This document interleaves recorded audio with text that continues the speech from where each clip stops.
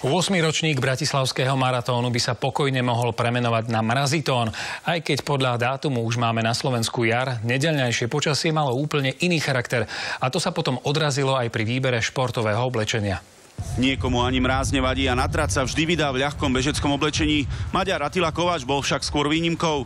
Väčšina vytrvalcov volila viacej tenkých vrstiev s pokrytím čo najväčšieho množstva svojho tela. To platilo aj u víťaza z Kene.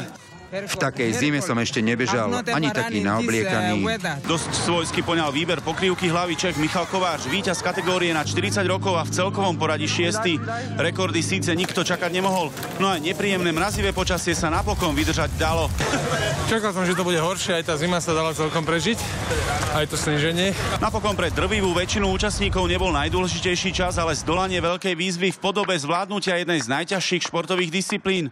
A výnimkou neboli ani bežci z rokmi narodenia, dokonca ešte z obdobia druhej svetovej vojny. Podujatie oživil aj beh štvorčlenných štafiet, ktorých sa prihlásilo vyše 300, i keď na súhre pri odovzdávke by niektoré týmy ešte mali popracovať. 8. ročník na novej trati však i napriek nepriazni počasia mal iba pozitívne ohlasy, ako medzi bežcami, tak i medzi divákmi. Radovan Ležovič, televízia Joj.